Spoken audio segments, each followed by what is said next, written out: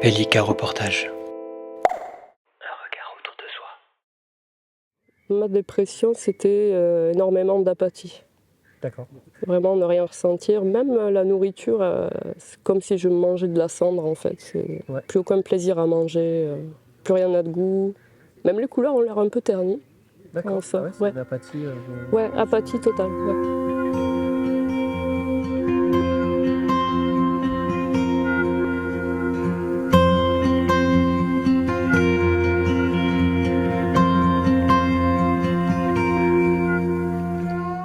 Oriane a souhaité être filmée de manière discrète pendant cet entretien avec moi. Une de ses thérapies pour faire face à sa dépression est la photographie. Ce reportage sera donc parsemé de ses photos.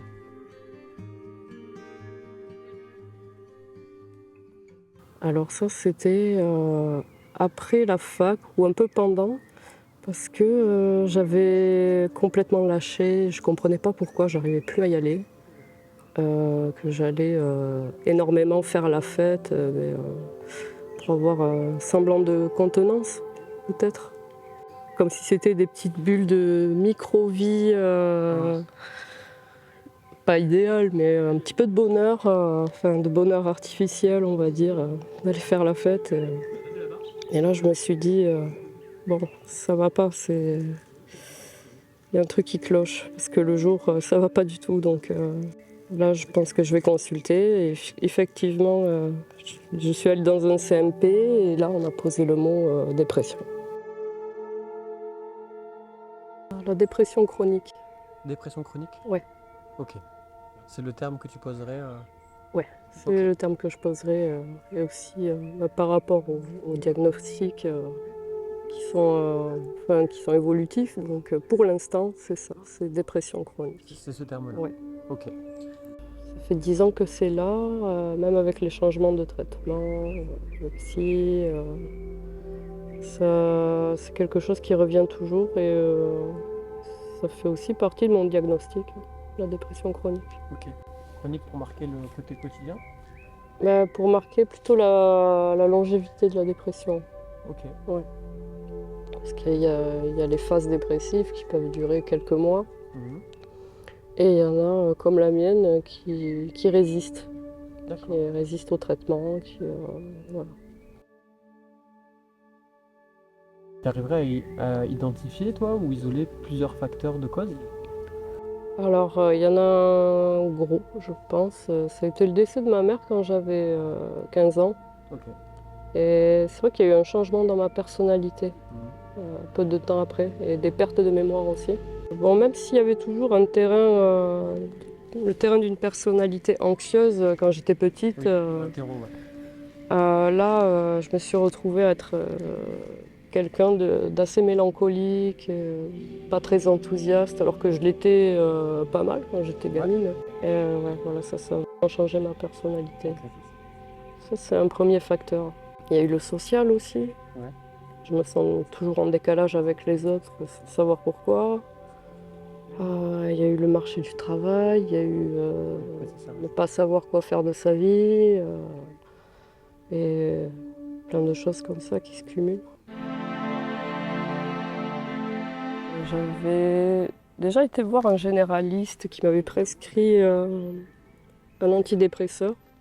À quel âge? Et je 20 crois que c'était 19 ans, 19-20 ans. Je ne l'ai pas pris, j'ai bloqué. Ok. Non, ça va, je peux continuer sans. Mhm. Et donc, têtue comme je suis, j'ai continué quelques années comme ça. Ok. C'est vraiment à 23-24 ans que là, je me suis prise en charge et j'ai décidé de franchir le pas, de prendre les antidépresseurs parce qu'il n'y avait pas d'autre solution.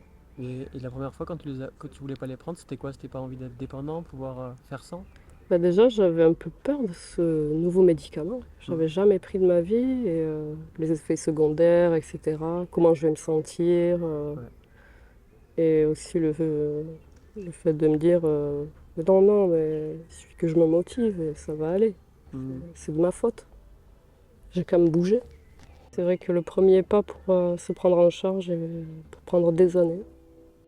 Et ouais, et du coup, Ouais. le fait que tu y sois allé du coup plus tard vers 23-24 ans et que tu as accepté d'utiliser les antidépresseurs, enfin en tout cas d'être médicamenté, euh, Est-ce que tu arrives à identifier quelle était la source de motivation de se dire ça vaut le coup quand même d'essayer d'aller bien? La douleur, je pense. Ok. C'était insupportable, donc là, je me suis dit, bon, bah, coûte que coûte, je vais chercher une solution auprès des professionnels dans un CMP. Si je dis pas de bêtises, tu m'avais dit que toi tu avais quand même posé le mot survie. Ouais. Sous-entendu, c'est ça ou. Ouais, c'est ça, ou se laisser mourir. Donc oui, donc c'était vraiment un gros appel à détresse qui a été répondu. C'est ça. Et quand tu y allais, du coup, tu avais des attentes? Ne plus souffrir. Ok. C'était juste ça, je pense. Toi, t'avais pas le choix, comme tu disais. Ouais. Toi, c'était. Là, c'était le point de non-retour quasiment. Ok. Ouais. Et tu crois que tu peux retomber à ce stade-là? On peut retomber à tout moment. Et ça, faut vraiment le garder en tête. Faut pas faire sa vie autour de ça, mais voilà, il faut s'en rappeler quand même. Mais est-ce que tu considères quand même que si on voulait faire un graphique, que du coup tu étais à un certain niveau quand tu as consulté et que là tu serais quand même un peu plus haut? Ouais. Ouais. Ah oui, là, je suis presque. Enfin, j'aime pas ce mot normal, mais disons fonctionnel, on va dire. À un certain équilibre peut-être? Voilà, Ouais. plus équilibré. Ouais. Ouais. Ben, au-delà de la difficulté de se lever, que je n'ai plus maintenant, mais c'est l'entretien de l'appartement, par exemple. Parce on est tout le temps épuisé. Donc le moindre effort coûte énormément. Que ce soit du simple ménage, descendre les poubelles ou même parler à quelqu'un, des fois, ça peut être douloureux. Ok. On n'y arrive pas, on est bloqué. On est un peu comme si on avait un poids sur tout notre corps qui nous retenait sur le lit. Ok. Comme s'il n'y avait pas de raison de se lever? Ça aussi. Ouais. Oui, c'est ça. Aucune raison de se lever, voire de vivre, carrément. Ok. Parce qu'il y a pas parce qu'on trouve pas de saveur Voilà. à rien? C'est ça. Plus rien n'a de goût. Après, toutes les dépressions sont différentes, mais ma dépression, c'était énormément d'apathie. D'accord. Vraiment ne rien ressentir. Même la nourriture, c'est comme si je mangeais de la cendre en fait. C'est Ouais. plus aucun plaisir à manger, plus rien n'a de goût. Même les couleurs ont l'air un peu ternies. D'accord. Ça, Ah ouais, c'est ouais. de l'apathie. Ouais, apathie totale, ouais. Et je pense que c'est ça qui est très difficile à comprendre pour la plupart des gens, c'est que on ne peut plus se motiver. On ne peut pas. Si la sérotonine circule mal dans le cerveau, tout le corps s'écroule. On n'arrive pas à faire les choses du quotidien. On ne peut pas fonctionner. C'est comme un vieux téléphone qui tient plus, qui a plus de batterie, quoi. Ok, ouais. C'est ça. Ok. C'est le matin, tu te réveilles, tu es déjà fatigué, tu es à 2%. Bon, il y a l'apathie, mais il y a aussi l'irritabilité. Et je comprenais pas ce qui m'arrivait, pourquoi tout m'énervait, tout m'insupportait. Il suffisait que je fasse tomber quelque chose et je pétais un plomb. Ok. Vraiment des détails comme ça. Une fois que tu es debout, comme tu disais, tu as une apathie, t'as pas faim, tu as envie de rien. Qu'est-ce qui se passe une fois que tu es debout chez toi? Et justement, rien. Il se passe Il rien. se passe rien. Et il y a un moment où je me levais le matin, je buvais mon café, parce que quand même, j'essaie de me lever, quoi. Ouais. Mais avec l'apathie, l'envie de rien, je faisais rien. Même pas regarder un film ou écouter quelque chose, rien du tout. Le temps passé comme ça. Voilà, je dirais que c'est un peu être comme dans les limbes. T'es Ok. dans une espèce de bulle d'espace-temps peu. écrasante. Un peu contemplatif de ta propre. Prisonnière, je dirais. Prisonnière. Ouais, vraiment prisonnière. Ouais, prisonnière de mon corps. Ok.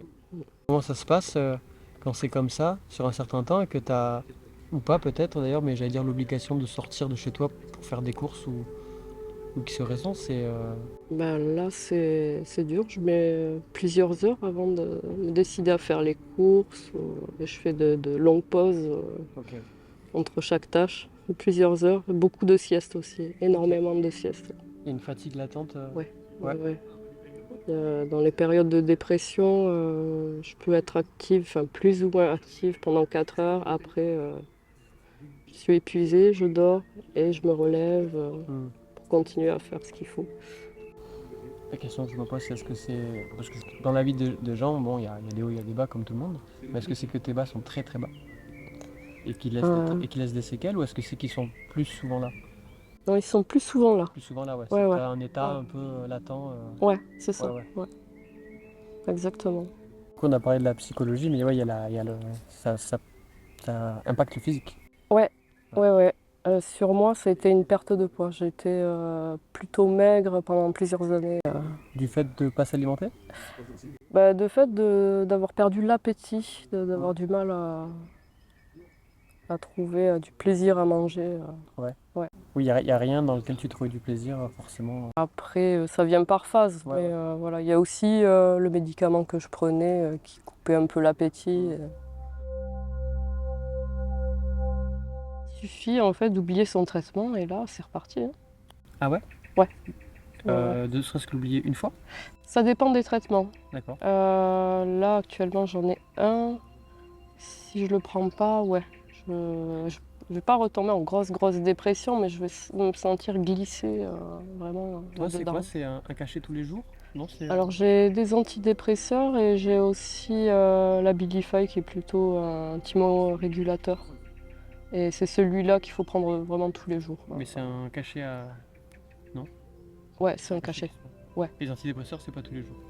Si, tous les jours Aussi, aussi. ok. Ouais. Et du coup, tu penses que si un jour, si tu prends aucun des deux, Ouf, je vais pas être bien. Hein. ok. Ouais. Vu que tu dis que quand tu les prends, du coup, ça t'a permis d'avoir un certain équilibre que tu as maintenant. Ouais. Est-ce qu'il n'y a pas une accoutumance qui fait qu'à un moment donné, ça marche moins Ah oui, avec le temps? ouais, ça arrive. J'ai déjà changé de molécule parce que ça faisait plus rien. Ouais. Ah là, ouais. C'est aussi un truc à souligner, c'est qu'on ne va pas prendre le même traitement toute sa vie pour Ouais. la dépression. C'est au bout d'un moment, voilà, le corps s'y est habitué et ça ne fonctionne plus. Donc il faut changer. Quand tu changes, ça t'impacte pas selon les deux? Ouais, en fait, il y a les effets secondaires les premières semaines, pendant 3 semaines, un mois, ça dépend des gens. Mais Ok. voilà, personnellement, je ne suis pas très bien pendant ces quelques semaines. Ok. Et c'est vraiment le truc à prévoir. Est-ce que j'ai des rendez-vous importants? Est-ce que je dois aller voir la famille, etc. Pour reprendre le nouveau traitement. Je pense qu'il y a beaucoup de gens qui, à différents niveaux, à différents degrés, ont des difficultés à, entre guillemets, aller bien. Il y en a qui vont se raccrocher à la nourriture, d'autres à la drogue, d'autres à la consommation d'objets ou les jeux vidéo, je ne sais quoi. Ouais. Et toi, est-ce qu'il y a des trucs qui ont marché, ne serait-ce qu'un temps ou... Qu'est-ce qui a marché pour moi? Je dirais que les anxiolytiques m'ont pas mal aidé à faire des nuits correctes. Ok. Voilà, mais je déconseille fortement. Mais ça, c'était après, ça c'est quand... Ça c'est prescrit. Ouais, ça c'est prescrit. Mais Ouais. avant ça, Et avant, oui, après, j'avais... c'est-à-dire avant que tu sois... qu'il y ait le tampon, entre guillemets... Ah, c'était plutôt l'alcool. Ouais, la fuite... Ouais. A priori, ça arrange pas les choses. Non, c'est pire. Ouais. C'est dépressiogène, donc là, on cumule en fait. Ok.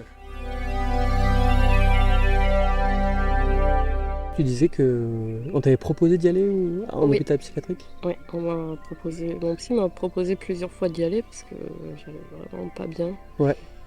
Et j'y ai échappé de peu parce que les choses se sont arrangées en quelques semaines, enfin améliorées en quelques semaines. D'accord. Tu penses que ça t'aurait pas aidé? Je sais pas, j'avais besoin d'être chez moi, d'avoir mes repères à la maison. Ok. Ouais.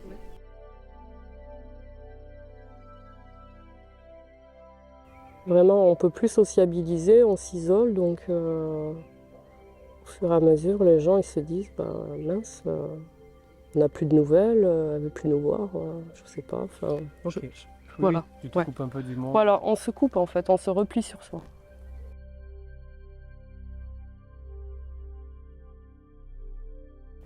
Et niveau famille, je préfère rester discrète là-dessus. J'en parle à mon père, mais avec modération, je veux pas les inquiéter plus que ça. D'accord. Voilà. Mais du coup, ça c'est quelque chose, bon, je sais pas, et si on peut ne pas en parler si tu veux pas, mais quand on voit par la famille, c'est quelque chose qui peut être dur à cacher à un moment donné. Disons que je venais beaucoup moins aux rassemblements familiaux parce que à cause de cet état dépressif, Ok. au-delà de la fatigue, je voulais pas montrer non plus dans quel état j'étais, l'état de maigreur aussi, que là du coup je pouvais pas trop cacher, les cernes, enfin.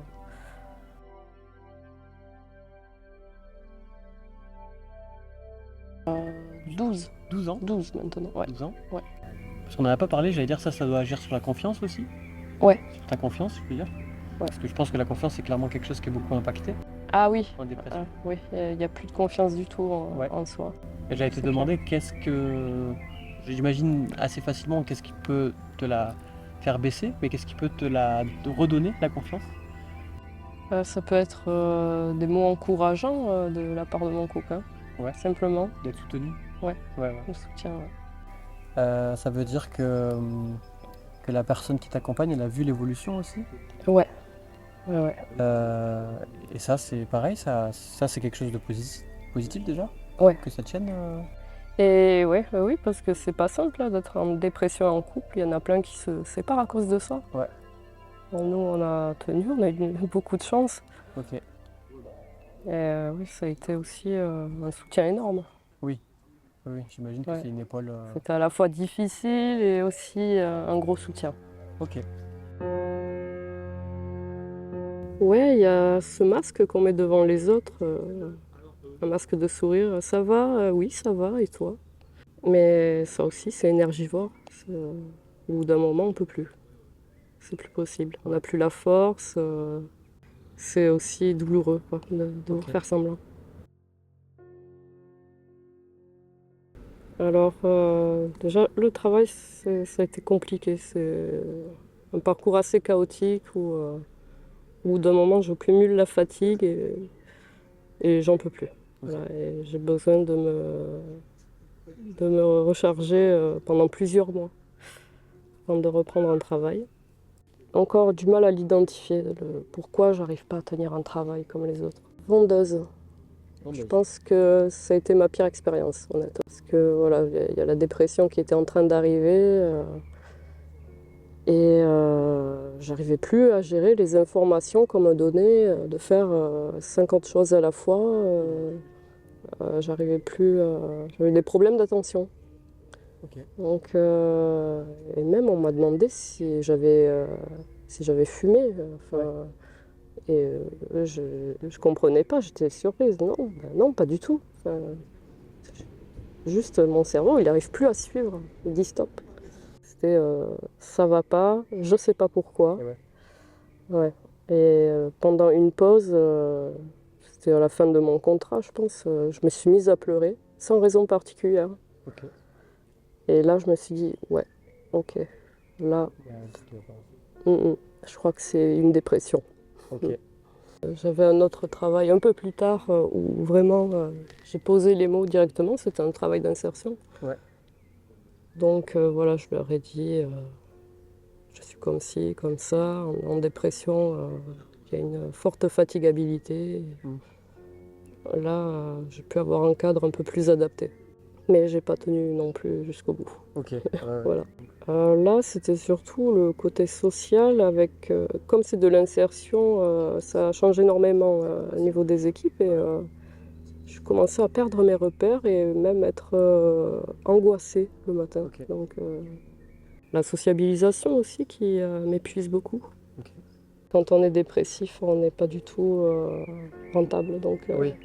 Tu crois que s'il y avait un travail, j'ai pas d'idée spécifique, mais s'il y avait un travail où il n'y avait pas du tout d'autres gens que toi qui arriveraient? Oh oui. Ouais. Oui, je pense. Ouais. Peut-être, Oh, gardien de cimetière peut-être. c'est pas des gens emmerdants. Ouais. Calme, généralement. On croise les doigts.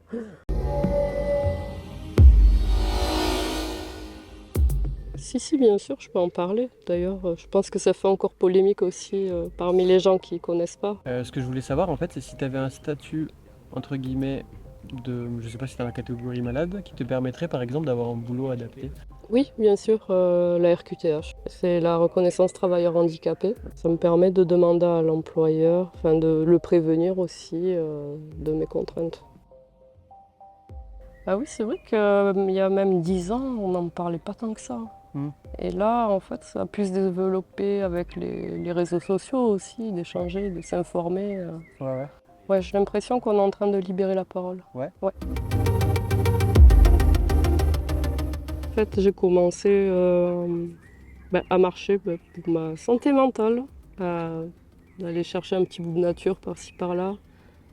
Et j'avais envie de prendre en photo ce que je trouvais beau, ou drôle, intéressant, peu importe. Et au final, j'ai commencé pas à marcher pour ma santé mentale, à proprement parler, mais à marcher pour photographier quelque chose.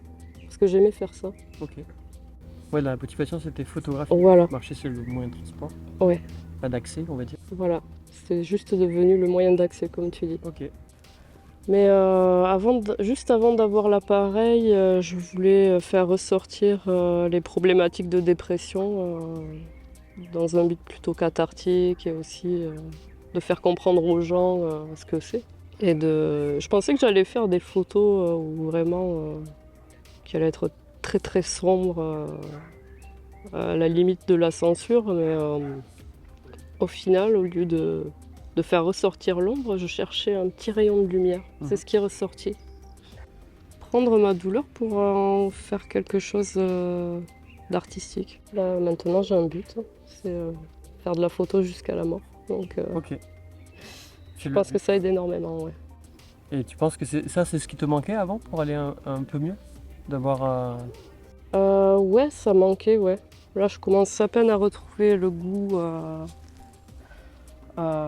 bon, pas à la vie, j'irai pas jusque-là, mais à quelques activités. Ouais, une raison de se lever en se disant Voilà. tiens, je vais faire des photos. C'est ça. Ok. À essayer de faire comprendre aux gens ce que c'est, que d'avoir des problèmes de santé mentale, que ce soit juste une dépression passagère ou autre, de vraiment leur faire prendre conscience de la dureté des stéréotypes qui entourent les maladies mentales. Et ça, j'ai envie de continuer à le faire. C'est quoi les stéréotypes que les gens ont à l'égard Feignasse, ouais, qui veut pas. Ah oui. Ouais. J'ai souvent entendu la phrase avec un coup de pied au cul, ça se règle. Oui. Voilà, c'est vraiment les clichés qu'on a. Je pensais pas que j'arriverais à avoir de nouveaux liens humains, mais c'est ce qui se passe de temps en temps. Il y a des échanges intéressants. Ok. Ça redonne de l'espoir, ça. Des échanges en virtuel ou en vrai? Là, c'était en virtuel. Virtuel, ouais. Ouais. Mais j'ai pu en avoir en vrai aussi. Ok.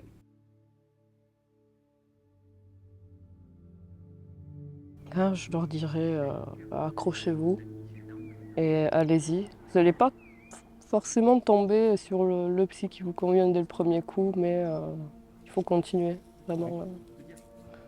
Parce qu'après, ça aboutit éventuellement à une stabilisation, donc c'est la galère, hein, on rame. On peut changer de psy plusieurs fois, de traitement plusieurs fois, mais au bout d'un moment, on finit par trouver le bon traitement, le bon psy, et avoir un rythme de vie à nouveau. Si vous avez besoin de parler, je peux écouter. Voilà. Ouais, avoir une oreille. Ouais, c'est ça. C'est tout ce que je peux faire, c'est être une oreille.